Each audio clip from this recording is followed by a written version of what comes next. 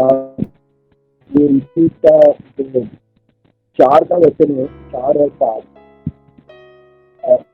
परंतु यहोवा ने आज तक तुमको ना तो समझने की बुद्धि और ना देखने की आंख और ना सुनने के कान दिए।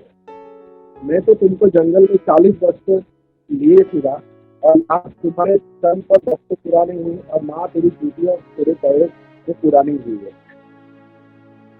इस वचन परमेश्वर ने से पहला वचन में बात किया कि हम पर जो चमत्कार का परमेश्वर ने किया है उसको शायद हम कभी कभी समझ नहीं पाते, शायद का अपना कान खुल नहीं पाते, हम आंखों से देख नहीं पाते। तो चमत्कार परमेश्वर ने किया है वो देखने के लिए, वो समझने के लिए, परमेश्वर के अनुग्रह को जानने के लिए भी मतलब परमेश्वर का एक अनुग्रह चाहिए हमें। जैसे वो हमें कान खोलता है तो ही हम सुन पाते हैं और हमें आंखों देता है तो ही हम देख पाते हैं।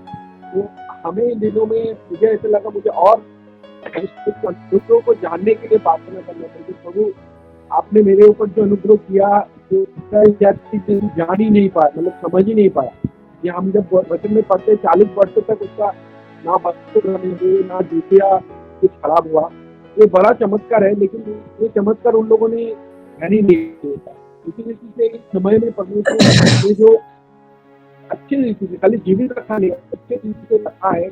कुछ दिनों से परमेश्वर खाली यही बात कर रहे हैं कि ग्रेटिट्यूड, मतलब परमेश्वर के ऊपर तो मतलब थैंक्स गिविंग, परमेश्वर को धन्यवाद ही का जीवन जरूरी, क्योंकि सचमुच परमेश्वर ने बहुत बड़ा चमत्कार किया हमारे जीवन में जो हमें अभी तक महसूस भी नहीं करता।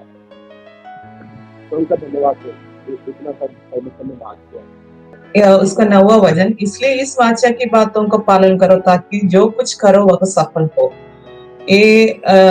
इसमें से प्रभु ने ये कहते हैं, प्रभु जो व्यवस्थाविवरण का बुक स्टार्ट होने के टाइम से प्रभु इस्राएल लोगों को ये कहते हैं कि तू मेरे वचन को पालन करेगा तो मैं तुझे आशीष करूंगा। तो हमारे जीवन में भी प्रभु का वचन हम पालन करके चलेगा, हमारा जीवन में प्रॉस्पेरिटी के लिए हम इधर उधर भागने की जरूरत नहीं। अपने आप जो वचन का पालन करेगा, प्रभु कहते हैं तो सफल हो जाएगा, तो प्रॉस्पेरिटी हो जाएगा।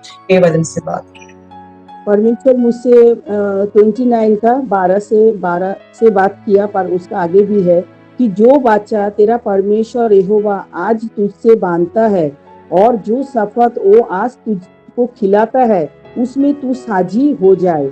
और आगे भी है 13-14-15 कि परमेश्वर आगे जो लिखा है 29 का पहले से जितना सारी उपकार हमारा जिंदगी में किया है उसको हमें याद करके हम कितना भी धन्यवाद करते हैं वो कम है, और भी हमें धन्यवाद करना चाहिए, और भी परमेश्वर का जो उपकार हमारा जिंदगी में किया और भी हम आज्ञाकारी होकर उनका पीछे हमें चलना चाहिए, क्योंकि परमेश्वर आगे उसके लिए और भी वचन दिया कि अगर तू इसलिए कि उस वचन के अनुसार जो उसने तुझको दिया और उस शपथ के अनुसार जो उसने अब्राहम, इसहाक और याकूब और तेरे पूर्वजों से शपथ खाई थी वो आज तुझको अपनी प्रजा ठहरे और आप तेरा परमेश्वर ठहरे। अगर हम परमेश्वर का जो उपकार किया, जो वचन हमें आज्ञा दिया वो अगर हम पालन करेंगे तो हम परमेश्वर का पूजा ठहरेगा और परमेश्वर हमें अपना संतान के जैसा वो हमें संभालेगा। उसके आगे और भी है कि हमारे अभी जो हमारे साथ में नया हम ये जो परमेश्वर का उपस्थिति में हम जो वचन सुन रहे पढ़ रहे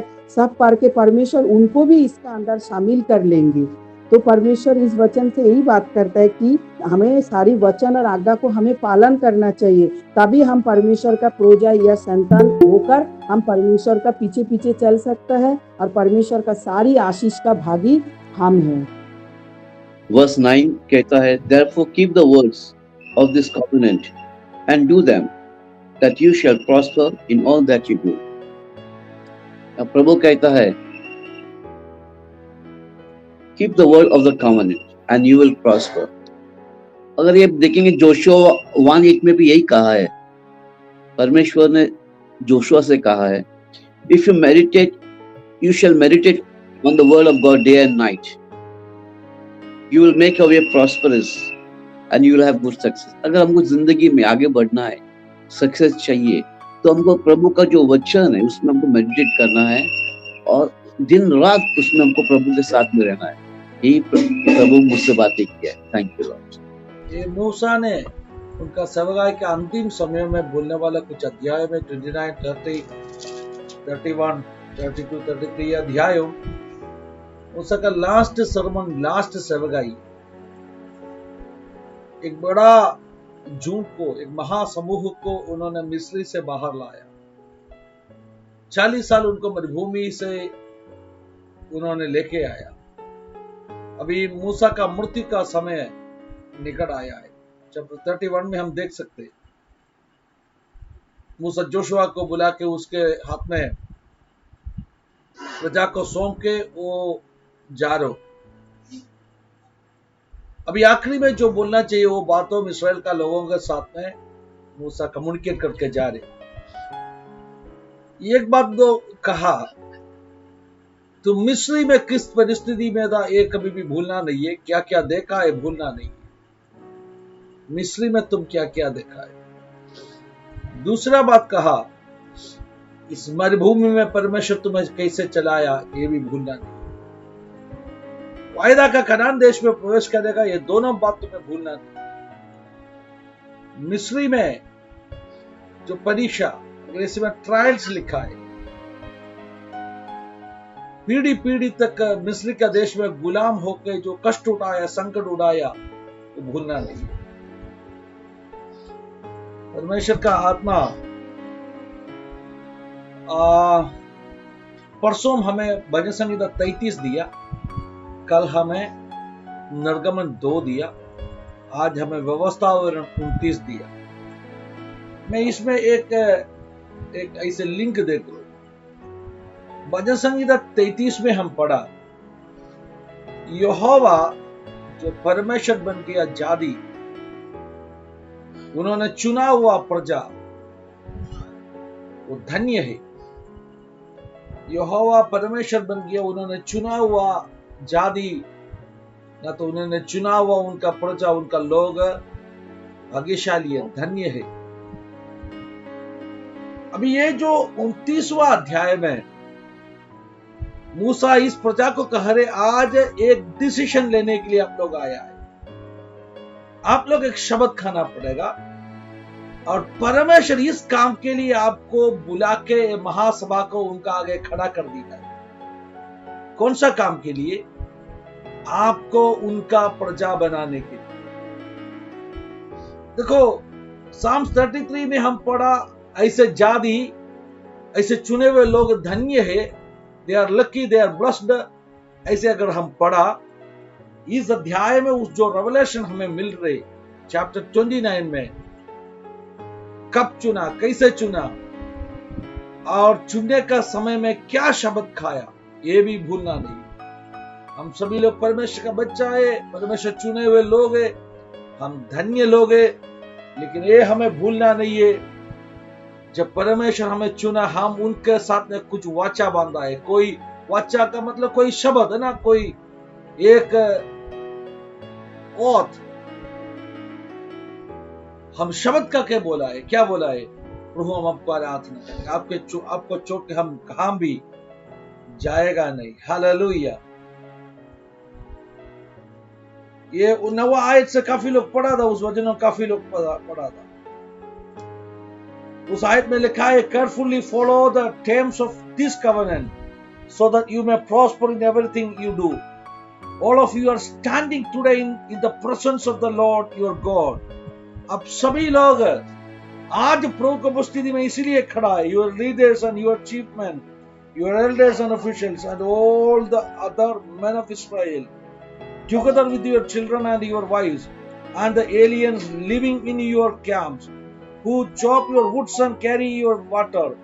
You are standing here in order to enter into a covenant with the Lord your God. A covenant the Lord is making with you this day and sealing with an oath to confirm you this day as his people. To confirm you this day as his people, that he may be your God. 13वां आयत, आज प्रभु confirm करने के लिए जा रहे हो, आप परमेश्वर का बच्चा है। आज प्रभु ने कंफर्म करने के लिए जा रहे हो, आप परमेश्वर का चुने हुए लोग है, परमेश्वर का बच्चा है। इतना साल मरुभूमि में चलने के बाद में, 40 साल बाद में, इससे पहले भी मेरा बच्चा परमेश्वर का बच्चा बुलाता था, लेकिन अभी प्रभु बोल रहे, अभी कन्फर्म करने के लिए जा रहे हो, अभी कन्फर्म करने के लिए जा रहे हो। मैं एक बात बोलना चाहता हूं, हम सभी लोग कह सकते हैं हम परमेश्वर का बच्चा है, लेकिन हमें उसका वचन को पालना करके इस बात को कन्फर्म करना जरूरी है। मैं ऐसे कहना चाहता हूं, जो लोग बपतिस्मा लेना बाकी है वैसे लोग बपतिस्मा लेना चाहिए। जो लोग पवित्र आत्मा का भरपूरी पाना बाकी है उसके लिए प्रार्थना करना जरूरी है। जो लोग पवित्रता में जीना है उसको पवित्रता में जीना जरूरी है। उसके बाद में बोलना है हम परमेश्वर का प्रजा है, हम परमेश्वर का बच्चा है। वचन को तोड़ के जीने के बाद में कोई भी ये क्लेम नहीं कर सकते। इधर मूसा ने कहा रे आप शब्द खाना पड़ेगा, इस वचनों के अनुसार जिएगा, इस वचनों को कभी भी उल्लंघन नहीं करेगा। देखो मेरा प्यारो, हालेलुया, आज सुबह आप सभी लोग ऐसे एक निर्णय ले लीजिए, परमेश्वर का वचन छोड़ के दाहिने बाएं ओर में मोड़ने वाला नहीं है।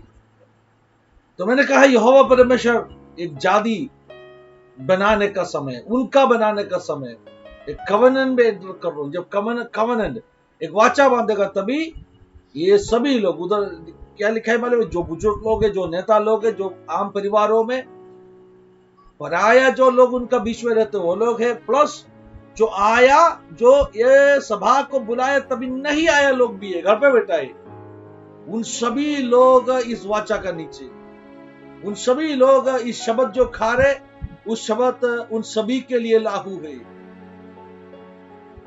मैं ऐसे कहना चाहता हूं, देखो सब लोग, हालेलुया, एक परिवार में जितने लोग हैं सभी लोग प्रभु को उपस्थिति में प्रभु से वाचा बांध के शब्द खा के, शब्द खाने का मतलब देखो परमेश्वर के वचन को पालना करने का उस निर्णय के साथ में जीना जरूरी है। और भी दो बातों जल्दी बोल के बंद करेगा। शुरुआत का आयतों में वापस जाएगा तो उधर ऐसे लिखा है, तुम मिस्र में क्या क्या देखा, तुम मरुभूमि में क्या क्या देखा, ये भूलना नहीं।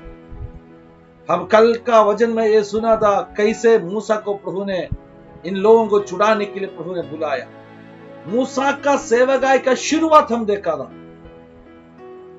ना तो मूसा हालेलुया का जन्म, मूसा का इतिहास का शुरुआत, मूसा का बायोग्राफी का शुरुआत कल हम देखा था। आज हम देख रहे मूसा का आखिरी दिनों का बारे में आज हम देख, जब मूसा सभी प्रजा को याद दिला रहे, देखो कुछ बातों तुम्हें भूलना नहीं। मिस्र में कितना कष्ट उठाए, कैसे रोया, कल हम सुना था, इन लोग रो रहे था, इनका पुकार तो उनका कान में पहुंचा। अभी वायदा का देश में जब पहुंचेगा, उन बातों को, उन कष्ट कठिनाइयों को भूलना नहीं है। हालेलुया, वायदा के देश में पहुंचेगा तभी ये सब भूल के एक जिंदगी बिताना नहीं है। और इस मरुभूमि में तुम्हें कैसे चला है ये भी भूलना नहीं। प्रत्येक रूप में एक आयत मुझे बहुत अच्छा लगा, 6वां आयत, वो पढ़ के आज हम प्रार्थना करेगा। 29 का 6, उधर ऐसे लिखा है, you ate no bread and drank no wine और other fermented drink, I did this so that you might know that I am the Lord your God. तूने तो ऐसे, कोई हिंदी में क्या रोटी लिखा होगा ना, मलयालम में अंग्रेजी में ब्रेड लिखा है, रोटी लिखा है। You ate no bread and drank no wine. तूने रोटी खाया नहीं, तूने द्राक्षरस ना तो वाइन नहीं पिया। मैंने क्यों ऐसे किया?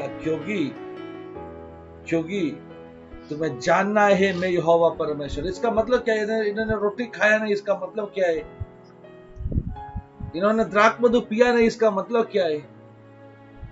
मैं इसे कहना चाहता हूं, रोटी नहीं खाया, मन्ना खाया। इंसान की रोटी नहीं खाया 40 साल, मगर स्वर्गीय भोजन खाया। द्राक्ष मधु सभी लोग पीना चाहते हैं, इंसान को खुश करने वाला चीज है। 40 साल वो नहीं पिया, मगर क्या पिया? उनको पीछा किया, उस चट्टान से बहने वाला आत्मिक पानी पिया। 40 साल उनका आत्मिक जिंदगी मामूली शारीरिक इंसानी चीजों खा के पी के नहीं रहा। 40 साल उनका यात्रा पूरा, हालेलुया, स्वर्गीय भोजन खा के 40 साल उसका यात्रा पूरा आत्मिक नदी से पी के था। मैं कलीसिया को कहना चाहता हूं, हम शरीर में रहते, हम दुनिया में रहते, लेकिन अपना आत्मिक जिंदगी हमें आत्मिक भोजन खा के, हमें आत्मिक पानी पी के हमें बिताना जरूरी है। वैसे जीने वाला व्यक्ति जरूर आशीषित होने वाला है। ये भी हमें आज सुबह प्रभु का आत्मा बात करना चाहता है। ये क्यों परमेश्वर इसे चलाए? क्योंकि परमेश्वर उसको सिखा रहे था परमेश्वर कैसे चला सकते। हालेलुया। परमेश्वर ने कहा नहीं, मरुभूमि में तुम बोएगा तो तुम्हें अच्छा फसल मिलेगा, मत बोना है, क्योंकि परमेश्वर तेरा प्रबंध करने वाला है।